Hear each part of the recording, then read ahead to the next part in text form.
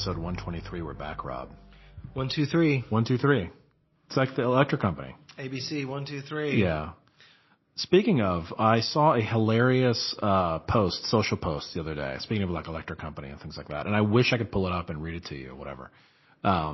But it was basically this. It was, have you ever considered that Cookie Monster? Okay, the character. Right? It was basically, have you ever considered that Cookie Monster is speaking English is a second language, basically, and wouldn't it be great to hear him speak in his native tongue? Yeah, you know.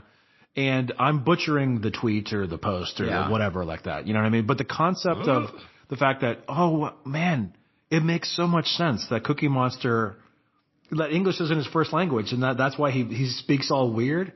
It would be hilarious if we saw Cookie Monster speaking in his native tongue. And then just with subtitles or whatever for some weird Sesame Street promo, you know? Somebody was, it wasn't Cookie Monster. It was, Oscar the Grouch. Okay. And Howard Stern was talking yesterday. Oh no, here we go. About how Ronnie, the limo driver, who's now moved out to Vegas and whatever else, but is basically Oscar the Grouch. This is not going to be a funny story for anybody who doesn't listen to it. But he's so angry. He's so angry. Yeah. all the time. I did love Oscar the Grouch. Oscar was great. I mean, all my kids are like grown up and stuff. I mean, I'm assuming all this stuff is still rocking and rolling. Right? I mean, I think so. There was something where Sesame Street moved over to HBO or something, I think, right? Or wasn't it like there was some kerfuffle about like, but I think all that stuff's still rocking and rolling, right? Well, didn't the writers come out and said, the guy who wrote for Bert and Ernie came out and said they're a gay couple. Oh, I don't remember that. I think I just read a thing about it the other day. The guy who... Well, of course they're a gay couple. Of course they're a gay couple. Yeah, but like none of that matters. But he modeled it after his own relationship. Oh, really? Yeah. Oh, that's interesting. I read that like 2 days ago. Okay. And I didn't go into a deep dive with it, but I just saw the... Okay. Yeah, the guy who forever writer was like, of course they're a gay couple. And I modeled them very much after my own relationship. Hey, man. I mean, don't they say if you're a writer that like write what you know? Yeah, of course. Right? You know, truth and, humor is found in the obvious, right? The true stories. Anyway, episode 1, 2, 3 went on a little electric company tangent there. Thought today we'd talk about spam. The only other tie-in I can do real quick. I saw a campaign for Topgolf. Okay. And they... You're talking tie-in to 1, 2, 3? Yeah. Okay. I'm tying into Sesame Street. You just killed my spam intro. That's okay. I'm tying into Sesame Street. It's two puppets. Okay. For Topgolf? Yeah, okay. that are at the broadcast. They're broadcast. Okay, got it. Guys for Topgolf. Yeah. And they were developed by Henson's company. Okay. As Muppet Creations. That's cool. I mean, Muppets, dude, they're legit. I mean, come on, Muppets are awesome. Who's your favorite Muppet? Who's my favorite Muppet? I mean, it's hard to knock the two old guys up in the corner or of the balcony. I can never remember their names. They have crazy names. What were their names? And then the band, man. I mean, you gotta love the band. Everybody else. I mean, they're fine. You know what I mean? Beaker's pretty good. Yeah, Beaker's good. The Swedish Chef was pretty good too. Yeah, it's like yeah. I mean, a little shrimp always running around. Yeah. It's a little shrimp prawn kind of person. Yeah. I mean, I think when I was a kid, if you asked me this when I was a kid, I was all about Pigs in Space. Pigs in Space was great. Because it was rare. It was so good. Yeah, exactly. Yeah, but it was rare, but like you only saw it like once every 2 or 3 weeks. There was a Pigs in Space, And then I did have a soft spot, shockingly. Everyone will be shocked to hear this, for Super Grover, Oh, Super Grover. Yeah, he had the arm out and stuff like that. Yeah, the arm out and the cape. And I think it's because it was just an Adventures of Mischief. You know what I mean? It was the Greatest American Hero before the Greatest American Hero. Right? I mean, it's just things didn't work out. But, I mean, and dude, the guests, I mean, you look back on... Everyone. Dude, everyone was on that show. And they'd go on as themselves. They'd go on as their movie characters. Yeah. I mean, they had the Star Wars tie-in, right? And it's like, here's all the Star Wars. Yeah. But they're all Prince in. Was on it a few times. I mean, I think everybody was on it. Definitely a who's who of, like, hey, I'm hanging at the grocery store. If you've been invited to go, like, you can't not go. You got to do it. I mean, you got to do it. Yeah, and then as an adult, I did love, there was some book in the library or something, like, how all of the Muppets Came to Life. I always thought that was really cool. Like how he animated Big Bird, like how there was person here and then his hand was up, they had all the in between, like the X-ray vision drawings or whatever. I always thought that was cool. So I don't know. What was your favorite Muppet? I mean, you're going to say Fozzie. No. Who was the dog that played piano? What was his name? He was pretty good too. Oh, he was pretty good. Rolf. Yeah, it was Rolf. Okay. I mean, I always just loved Animal. Yeah. Just the maniac behind the drum kit. I thought he was great. But I don't know, there were so many good ones. I mean, Beaker I always thought was funny. Yeah. Me. Yeah. I saw, because I used to go up, I did a 5-year run where I went up to Newport at the Folk Festival. Yeah. One of the last ones that I went up to on the they always do a big closing set on Sunday evening. Okay. As the sun's going down over the water, it's beautiful. Sounds at the fort. And Jim James, who's the lead singer of My Morning Jacket, came out and closed the festival by singing Somewhere Over the Rainbow with Kermit. Oh. Was there an actual puppet? Oh, yeah. No, I mean, he had Kermit. The guy was doing it. Okay. Yeah. Okay. Did Rainbow Connection, I mean. Rainbow Connection. Rainbow Connection. Okay. Not Somewhere Over the Rainbow. Rainbow Connection as the closer. 1,000,000 years ago. This is going to sound so strange. When I think of Kermit the Frog singing, I think of my dad. Okay. And it makes no sense whatsoever. But my dad and I did karaoke in Singapore. 30 years ago. Okay. And we had a few beverages, and we sang Like a Bridge Over Troubled Water. And I could not stop laughing because my dad sounded like Kermit the Frog when he was singing. And it's still, I have now, intrinsically they are meshed together in terms of like my dad and Kermit the Frog. And it makes no sense. But he wasn't trying to sound like Kermit the Frog. No. It just is his natural. He was giving it his all. He was going for it. Yeah, it was going for the gusto, So. One of the only times I've ever done karaoke. It was super fun. So, I've only done it once or twice. It's a strange thing. It's weird. Anyway, there's no way to pivot back to Spam. We were going to originally talk about Spam. Not the lunch meat. Yes, which I do love the tagline that was updated recently or whatever. Sizzle, pork, and Have you seen those commercials? I don't think I've seen those commercials. Oh, it's the great, it's like a, when does a Spam commercial come on? I don't know, whatever I'm watching Spam commercials, what baby. What are we watching that Spam commercials are on? Remember the old Jimmy Dean, how it was like the strapping scene of the cooking, like the click, like sound design? Yeah, it was all sound design.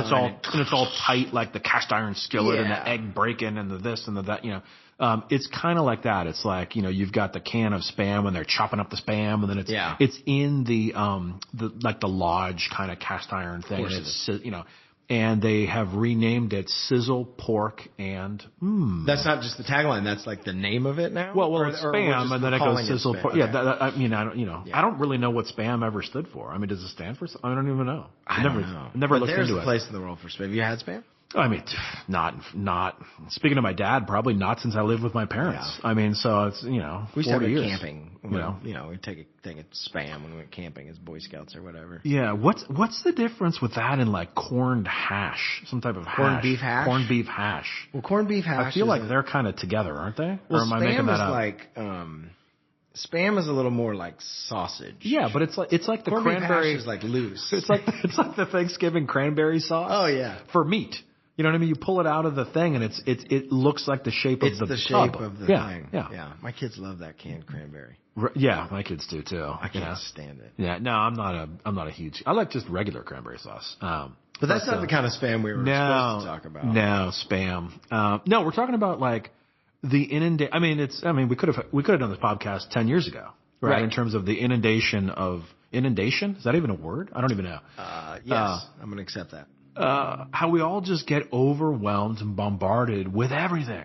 It's everything now. Yeah. It used to be like, okay, your email.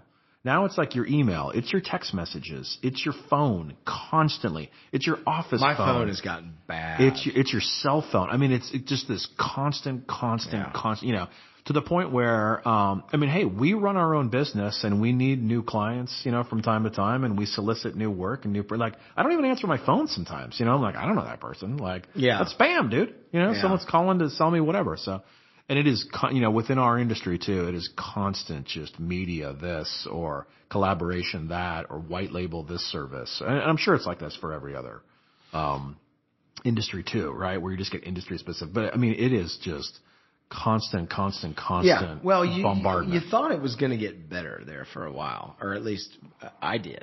Well, I think when we had the no-call registry. Yeah, like, I mean, there was hope out there. You can join the no-call registry. Yeah. But you know how I feel about unsubscribe buttons. Yeah, yeah.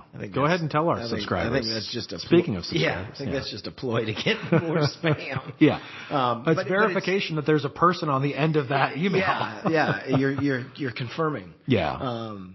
But it has gotten bad. Yeah, and we're heading into political season. Oh, dude, it's... Well, so now the latest and greatest that I'm getting recently is the spam is a text, and it's not just because I get Trump texts, I get Democrat texts. I mean, you get everybody. Nonpartisan. Yeah. I'm a nonpartisan spam receptacle. Yeah. You get it all. I get it all. But the newest is it'll lead with George Clooney here, or Julia Roberts here. Oh, really? Yeah, leaning into Jimmy Kimmel here. That's total BS. Well, of course it is. Yeah. Jimmy Kimmel's not texting me. but it leads with the celebrity. Okay. Celebrity to then get you to whatever the political motivation is. Oh my Lord. From there. But yeah, I mean it's. Well, what about? Have you ever gotten the hey, this is Jessica. Who is this? Oh yeah. Those types of weird nebulous, like, hey, new phone, blah, blah, blah, blah. And I'm like, what? Yeah. Like, just trying to get the fish on the line, right? Yeah. Of like, this is a real number. So. Yeah. Do you block? I block every single number on my phone. I probably will delete and report junk. Okay. I hit delete and report. But you don't hit info. You don't do info and then go to the number and then block it. No. Okay, I block all the numbers. Because it's always different. I mean, it's always. Oh, well, it's a bank of thousands of numbers. Yeah. But I love. I mean, one of my favorite pastimes is the spam call. Oh yeah. To mess with. To mess with those folks. Yeah. Lately, they've been offering me a lot of drugs. Yes, you get a lot of medicinal calls. And it's the same guy because we're in a bit of a tiff now. Frederick, you called me last week. It's a fun game that me and this gentleman play. Yeah. Well, I mean, we have a PG rated podcast, but I'm pretty sure he told you to F off at one point, right? Oh, he told me to F off. Yeah. After I told him I didn't need Cialis or any of the boner pills. When was the last time someone called you and then they told you to F off? Yeah. That's fantastic. I mean, that's the world that we're in. Yeah. I mean, I gave him a pretty hard time, but yeah. So, I mean, all this being said, I mean, the world is, we could talk about it for another 20 minutes, just in terms of how awful it is and funny little anecdotal stories, right? But the question has to surface or there has to be, it has to continue to exist because it works. Oh, on absolutely. some level, it works. Yeah. Right? Well, it doesn't cost hardly anything to execute, right? Yeah. And even if you have a .0003 rate of return on it, I mean, it's working. Yeah. But the question then becomes, when does, I'll say cold calling. When does cold calling become spam? And is cold calling spam? Do you consider cold calling spam? I kind of do. I kind of lump it in. I think some cold calling is absolutely spam, but not all cold calling is absolutely spam. Okay. And we were talking before we started talking to our broader audience of millions. Yeah. Globally. Well, there used to be. Well, go ahead and finish. Well, I was going to say. So example. Here at the office, we were in search of a new cleaning service. Correct. And it just so happened that this particular local company, well, not local, but the local franchise, called, and we happened to answer on that particular. And lo and behold, we absolutely had the need that they were offering, and we said, you know what? Yeah, come on by. Yeah. And they did, and they presented themselves well, and we ended up. Yeah, we hired them. It totally worked. So it totally works. Cold call. So that's a cold call. Do you consider that? So in this instance, do you consider that cold call spam? Because there can't be any way. Like, I'm going to call that a lightning strike moment, right? Meaning, we didn't put anything out there in the ecosphere, letting anyone know. That. Right? I mean, it was just the perfect timing, which is fine. Like, sometimes you call and you get lucky and you hit exactly a pain point for somebody that they need. So it was a lightning strike moment, and it totally ended up working out. But so is that a cold call, right, or is that spam? I would say it's absolutely a cold call. Yeah. Okay. Is it spam? Sizzle pork and. I don't know. I mean, I mean, I think here's my problem. We get cleaner stuff all the time. The connotation of spam is that it is negative, nefarious. Yeah. That there's nefarious activity. Okay. Oh, the Saudi prince. Owes you. Yeah. Send this Bitcoin and blah blah blah blah. Spam. Yeah. You know what I mean? Yeah. But it's not always nefarious. I mean, if you're talking about political spam. Yeah. The Dems are doing this. Make sure you give to Biden, or make sure you give to Trump, or whatever else. I mean, is that spam? I would consider that spam, even though it's not nefarious. Spam's annoying. Yeah, it's cold calling's not annoying. Yeah, I mean, if a photographer moved to Atlanta and was calling all the advertising and design firms, right, to introduce themselves and say, "Hey, I'm new. I'd love an opportunity to blah blah blah blah blah blah blah." That's a cold call, and to me, that's not spam. That's not spam. Because there's relevancy there. Yeah. Right. And that's business development. Yeah.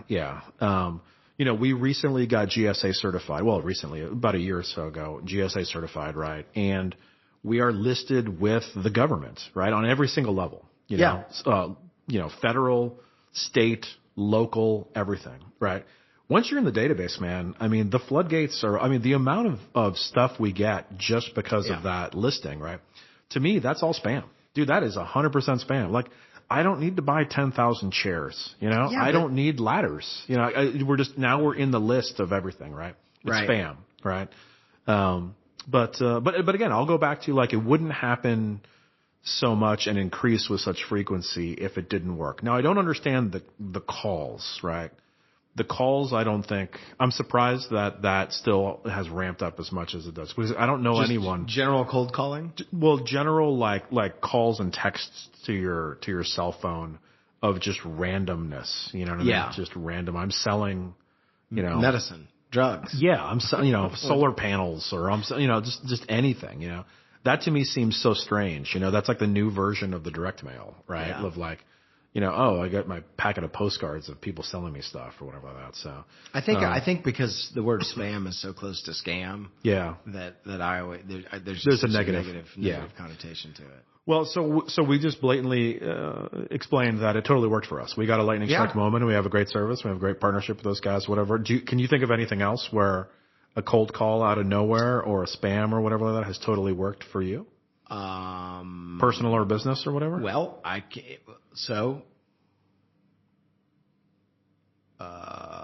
see. Long dramatic pause. I was trying to think about the idea of. I mean, we used to run all the LinkedIn campaigns. Yeah, I thought that's where you might be going with this. That's where I'm going with this. Okay. And so years ago, back when LinkedIn was less inundated with advertising. Well, pre-Microsoft purchase.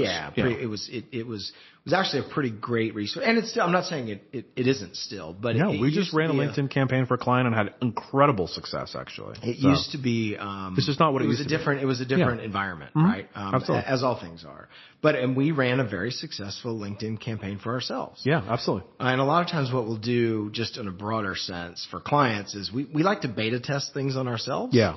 And for our shop to make sure that A, we understand how they work, and B, they're effective, so that we're selling something that works to our clients. Absolutely. Right? It's very important to us. Yeah. And so we did that with this particular initiative. This was years ago.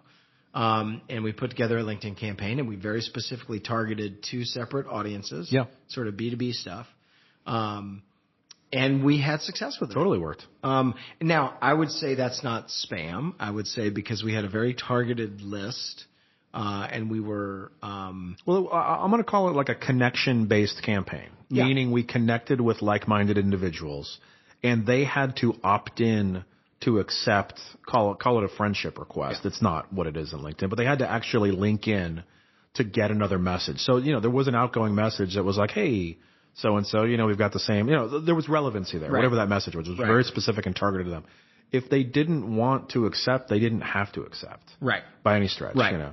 It wasn't like we subscribed them and they had to then go unsubscribe. Yeah. Well, or they never subscribed in the first place, and then 20 emails later they're like, "Get me off!" Like that wasn't the point of that. There was no automated magic once you interact, if that makes sense. So. Right. But to your point, it was a different world. And that was the kind of a conversational marketing outreach program. Yeah. You know what I mean? It worked really well, and that was like a person. It was us. You know what I mean? It was us connecting with people. To me, maybe this is it. Maybe the difference between cold calling and spam is fundamentally, if you're cold calling or otherwise and doing it right, there is a shared common interest in the person that you are reaching out to. Sure. Right? So like with the LinkedIn or whatever else, it's like, okay, we operate in this particular space and your company is in this space. Correct. Can we be of service to you? Yeah.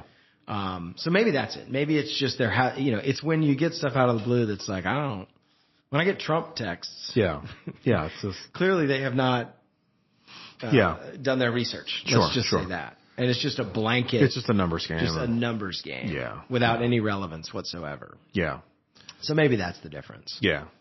But outside of our cleaners, I can't tell you another time where lightning struck and there was no connection or vetting or any of that kind of stuff. Well, I mean, I just sent a bunch of Bitcoin over to Persia. And any minute, the funds are supposed to end up in my. I like that you said Persia in my account to the old world. Yeah, the old. Yeah, I mean, no. I mean, we joked on a previous episode about, Instagram ads and things like that. I mean, there's a lot of scamming and things like that happening. Oh, yeah. I mean, credit card being all of a sudden, boom, it's gone and all that kind of stuff, so that's interesting. But I think that's different. I think just the amount of like calls we get and emails, just all this stuff is just, I mean, it's overwhelming, and I can only imagine. So, well, and I think to your point also, like, when somebody sends you like 7 emails, like, oh, did you not see my last? Yeah, I'm surprised I haven't heard back from you. Bumping this to the top. And it's God. When you've gone 7 times without getting a response, like, dude, people, let's limit your drip campaigns. Well, I mean, I mean, come on. Yeah. I would say like 2 years ago, I think I had it and was like, if one more person sends me a virtual cup of coffee calendar invite. Oh my word. Right. Like you now have you've sent me a calendar invite. Like you didn't, there's no form of communication and we're having a virtual cup of, like just the phrase virtual cup of coffee. I was like, I want to punch you in the face. Like I will never do business with you just on principle. This is making me nuts. Like, no, I do not want a virtual cup of coffee with a stranger, but that was, again, we're COVID special, right? So, I mean, and people are trying anything they could to survive. So, well, spam, I'd say like, hey, send in your crazy spam stories or spam successes, How about people just coming to the door? Oh man, we'll end on this funny little anecdote. Well, which story are you going to tell? Because I mean, we've been in our building long enough we've got many. Well, this was a couple of weeks ago. And it was a couple of weeks ago. Yeah. I wasn't here for this, was I? No, you were not here for this. And, I was on a call, and the doorbell rings and Lou, the dog, the guard dog, goes crazy. Barking away, loud. Doing her job. Be. Yeah. So I'm on my call and somebody here goes and answers the door. And it was, well, it should be known that we keep our door locked now. Yeah, we used to keep the door open and 10 years ago, you'd have like copy repair guys. Yeah. Just wander on in and you have like, I'm your local FedEx rep and I'm interrupting your story. But like, yes. But now, and then COVID and then people in and out of the office. Oh, we just keep the door locked. We don't need walk-in customers. We're not a, haircut place. The company shall remain nameless, but, the person said, oh, hey, I work with this particular company. It was a media company. I can say that. I was here, are either Don or Rob here? Yeah. And, gentleman who answered the door said, Don's out of the office, and Rob's actually on a call right now. And that wasn't like BS. I was literally on a call. Yeah. And she goes, oh, okay, well, can you go get him? And he kind of looked at her and was like, no. Yeah, no. He's on a call. Yeah, I'm not going to interrupt his call. So funny. And then proceeded to drop off, which was very nice, drop off some food and some treats, but they were questionable food and treats. I don't think anybody ate those foods and treats. There was a cookie. Cookie. Okay. There was a cookie. And it was cookie that was consumed. It was in a wrapper, though. I love the balls, though. I mean, just like, hey, I don't care what kind of call that guy's he's on a call? Great. Yeah. Go interrupt him. Go get him. Go get him. He's presenting next year's campaign for something, it doesn't matter. Yeah. I'm here with a questionable cookie. Needless to say, that did not work. No, that's pretty funny. Don't do that. Yeah. God, I know. That's another episode of, random people that have come in off the street, Oh, Lord. Some funny stories or interviews. Bad. You and I are both thinking exactly the same thing. We'll save that for another time. That's a good teaser. All right. Where can people find us on that other time, Rob? All right. You can spam us at either Rob or Don at mocktheagency.com. You can find us on the internets and then, of course, on the socials. We're not hard to find people. All right, everybody. All right. Thanks. Good luck avoiding spam out there. We'll talk to you next time. All right. Bye.